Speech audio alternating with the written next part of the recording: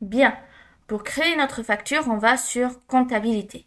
Par contre, on a encore un problème, au moins. On n'a pas de clients. On a des articles, mais pas de clients. Donc, il va falloir ajouter des clients. Pour ce faire, je vais à client, client, et là, je peux ajouter mes clients. Donc, on peut faire nouveau, ici. On peut choisir si c'est un particulier ou une société. Donc, moi, je vais mettre particulier. Et je vais rentrer des informations fictives. Donc, si cette personne existe vraiment, c'est une pure coïncidence. Donc, je vais mettre Anne Bordenave. Donc, rue des Fleurs Rouges. Voilà. 33 000. Bordeaux. Pays France. Comme ceci. On met une TVA si on en a. Si on n'en a pas, on ne met rien. Là, on peut mettre le téléphone.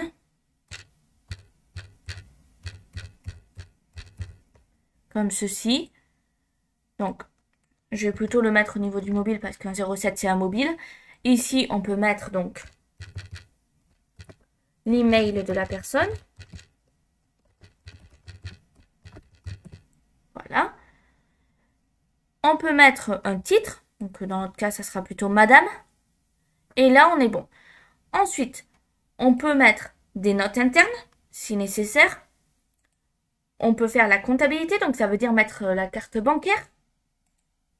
Et on peut mettre les ventes et achats, tout simplement. Donc là, on a créé notre premier client. Il ne nous reste plus qu'à l'enregistrer ici. Comme ceci. Si je retourne sur client, j'ai mon premier client. Alors, je peux créer un second client. Là, on va dire que c'est une société. Donc, par exemple, Lumière Pro, on va dire. Alors, ça a proposé des sociétés, mais en soi, je ne les connais pas. Donc, je vais les flouter.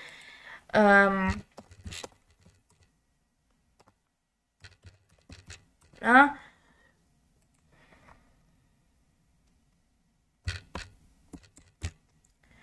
Donc, ce que je mets, c'est du fictif, toujours. Pays France. Comme ceci. Je peux mettre un téléphone mobile, par exemple. Voilà. Je peux mettre un email, donc par exemple.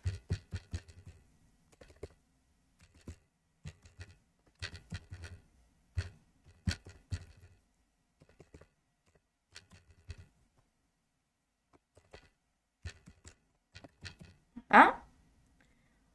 Et là, on peut mettre une étiquette si on le souhaite. En soi, c'est pas obligé. Donc voilà. Il ne nous reste plus qu'à enregistrer notre client fictif. Si on retourne sur client, on peut voir qu'on a enregistré 2 clients. Donc maintenant, c'est bon. On a nos clients.